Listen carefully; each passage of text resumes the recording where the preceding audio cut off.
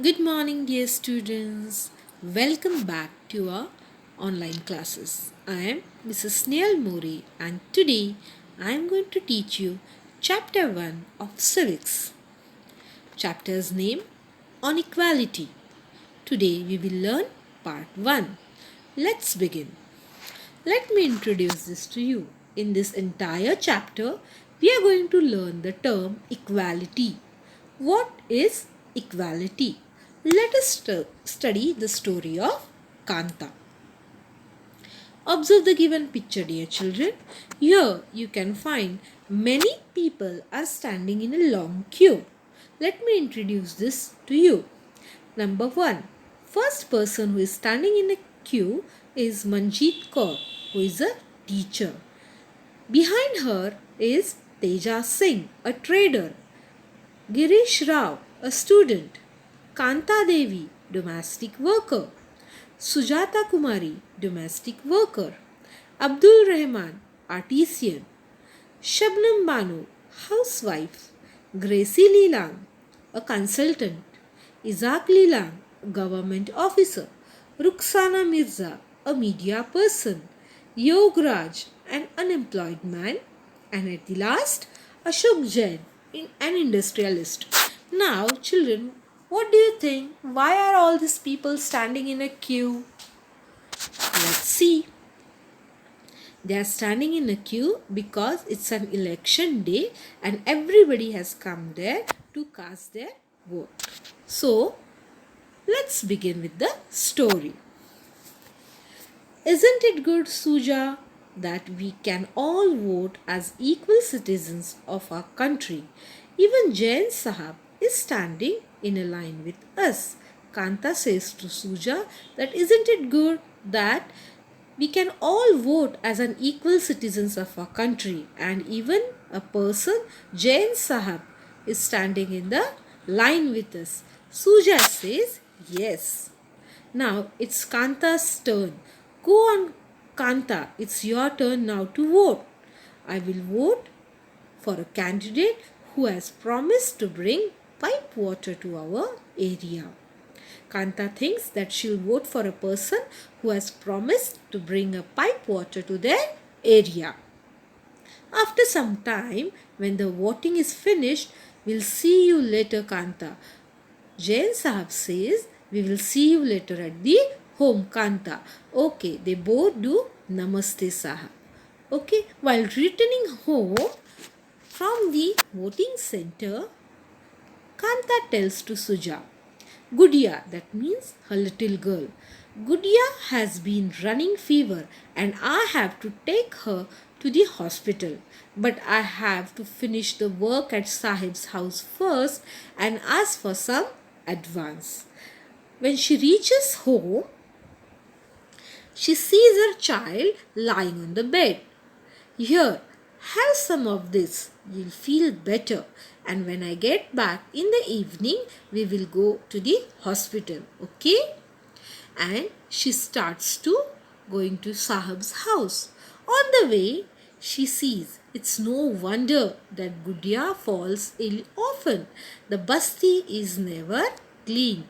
The place where she lives was a basti and it is not clean, and so only because of the unhygienic conditions, Gudiya is always frequently falling ill. Moving to the next part of the story. Now Kanta has reached Sahib's home and she is sweeping the floor. Jain madam says to Kanta, make sure to do the corners properly, and Kanta is sweeping the floor. After she finishes her work, she asks for the advance because she wants to take her child to the doctor. Here's your advance, Kanta. Don't make a habit of it. Kanta says, no madam. After a few minutes, when she reaches home, she takes her child to the hospital and she says to her, just few more minutes, Betty, we will soon reach to the doctor. In the morning, she thinks that Jain madam and Jain Sahab may stand to vote, but They never have to do it when their children are sick. Now tell me, dear children, in the government hospital there was a big queue for the doctor. Morning only Kanta has taught that, see, everybody in India is equally, all the citizens in India are treated equally, because everybody belonging to different caste, belonging to different economical level, then too they were standing in a queue for voting. But now, is it so that if the Jain madam and Jain sahab's child falls ill, they will get the treatment quickly and easily? They don't have to stand in a line like me. So she thinks, is this what a equality? What do you think, dear children? Is this a equality? No. Now let's see the next factor. Universal adult franchisee. Universal adult franchisee. Now what is this? This is a very important aspect of democratic societies. It means that all the adult, those who are 18 years and above, citizens have the right to vote irrespective of social and economic background.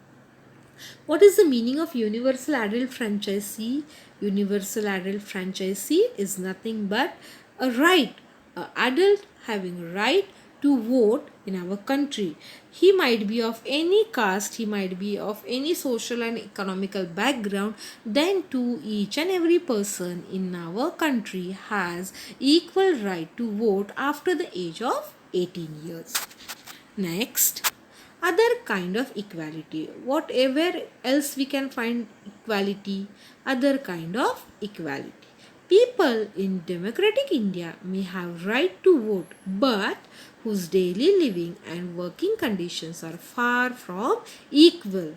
Now constitution is providing equality. Now every person in India can work, but the daily living and the working conditions are not equal. They are different. They vary from person to person. Now let's see in the case of Kanta.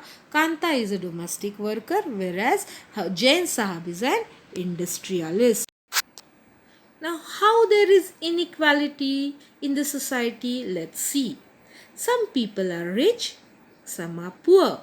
Some belong to the upper caste, some to the lower caste. And inequality is also there on the basis of religion. In this sense, people are highly divided despite being treated equally under the constitution.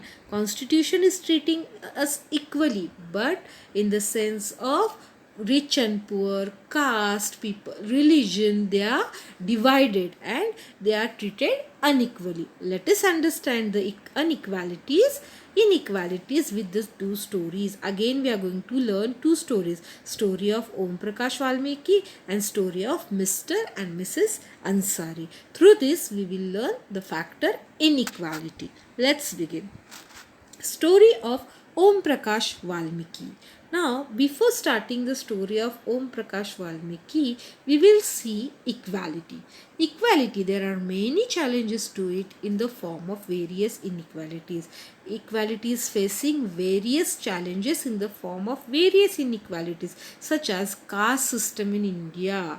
For example, caste system in marriages. In India, not everybody is allowed to marry in the another caste, because many people till date prefer marrying in their same caste. Everybody is not allowed to marry in the other caste, whereas it is been allowed by the Constitution of India or the Government of India. One such example of caste based on inequality is highlighted by OMPRAKASH VALMIKI. Okay, now let us study the OMPRAKASH VALMIKI storybook. Story of OMPRAKASH VALMIKI. Now, who was OMPRAKASH VALMIKI? OMPRAKASH VALMIKI was a Dalit writer, and in his autobiography, Jhutan, he had described the experience of inequality suffered by him. Om Prakash Valmiki was a Dalit writer. Dalit writer means what? He was belonging to the lower caste and he wrote his autobiography called Jhutan. He had described various experiences of his life which he suffered in this autobiography. Now let's see the story of Om Prakash Valmiki. Om Prakash Valmiki, he was a Dalit. He was a Dalit. That means he belonged to the lower caste. He writes in his book, I had to sit away from the others in class, that too on the floor. He was not allowed to sit with the other children in the class, with his classmates. He was made to sit on the floor. Sometimes I will have to sit away behind everybody right near the door. He was made to sit near the door behind everybody, and sometimes they will also beat him without the reason. Why? Only because he was a Dalit student. He was belonging to the lower caste. When I was in class 4th, he has shared his experience, children. When I was in class 4th, the headmaster asked Om Prakash to sweep the school and the playground. Not only the classmates in his class, but also the teachers were also behaving with him in the same manner. Because the headmaster, that means the principal of the school, asked him to sweep the whole school and the playground. Imagine, dear children, he was just in standard 4th. Now you are in standard 7. Even if you are asked to do it now, you will not do it. And the small child in standard 4th was asked to sweep the school and playground every day. This continued for the couple of days. When his father saw him sweeping, he took him back home. This continued for a couple of days. When his father found him sweeping the floor and cleaning the playground, he took him back home. Understand the discrimination and exclusion which Om Prakash faced on the basis of caste. Now you can just imagine a child which is in standard 4th, a small child. He was facing so many problems in the school. How he was mentally and physically tortured. This is the caste system, which is equal to the caste based inequality. This is what is called a caste based inequality. Now, story of Mr. and Mrs. Ansari. This is the second story of Mr. and Mrs. Ansari. Now, this story explains the inequality based on religion. Now, earlier in Om Prakash Valmiki's story, we have learned about the inequality based on the caste. In this story, we will learn about the inequality based on the religion. Now, let's see the story. Mr. and Mrs. Ansari were looking for an apartment on rent in a city. They contacted the dealer and he suggested some apartment. They found one apartment suitable for them. But the owner refused to rent the apartment. Ansari's family, by making irrelevant excuses such as they eat meat, but the true reason was their religion. What do you understand by this example? Now, this story is a very beautiful story, children. In this story, Mr. and Mrs. Ansari, they were looking for a rental basis apartment. What happened after that? They approached a dealer who showed them some properties. Okay, and when they found a suitable property, a suitable apartment, they asked for the rent, but the owner refused to rent the apartment. Why? By giving irrelevant excuses, means which were not acceptable. The irrelevant excuses means what? Irrelevant excuses means the excuses which are not acceptable. Okay, that such as they eat meat and all.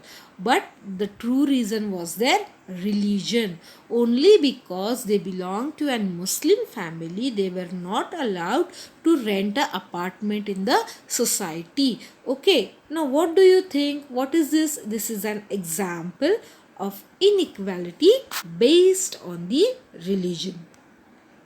Now, recognizing dignity. Very, very important point. Now, children, what is dignity? Dignity means self-respect. Okay, this refers to the thinking of oneself and others person as worthy of respect. Now dignity is self-respect. Okay, the reason behind the unequal treatment are as follows. Now what are the reason behind the unequal treatments given in the society? First and the important reason is caste. Next, religion. Another one, class, and the last, background, etc. These are the reasons why the unequal treatment is given in the society, and this hurts the dignity, that is the self-respect of a person. For example, we have seen in the case of OMPRAKASH VALMIKI also, and in the Ansari story. Okay, on the basis of caste, on the basis of religion, there is an inequality done on them. Okay, now next point, recognizing dignity. How to recognize the dignity? When persons are treated unequally, their dignity is violated. Due to this, one feels as if he or she is less than others. Let's recall the case of OMPRAKASH VALMIKI and Ansari's family. Everybody deserves the same respect and dignity. Now as I told you before, the constitution has given everybody equal rights, but today in our society we divide each other on the basis of caste, on the basis of religion, class, background, etc.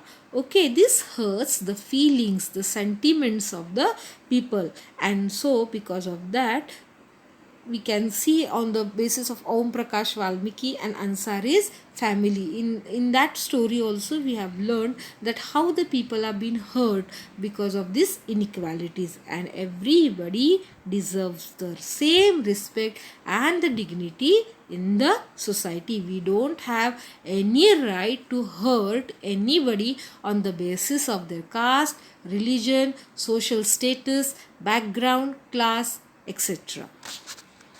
Next, very important point in the lesson, equality in Indian democracy. The Indian constitution recognizes every person as equal in every sense, which means equality of all persons is recognized in democratic India. Whereas earlier there were no law existed to protect the people from discrimination and ill treatment.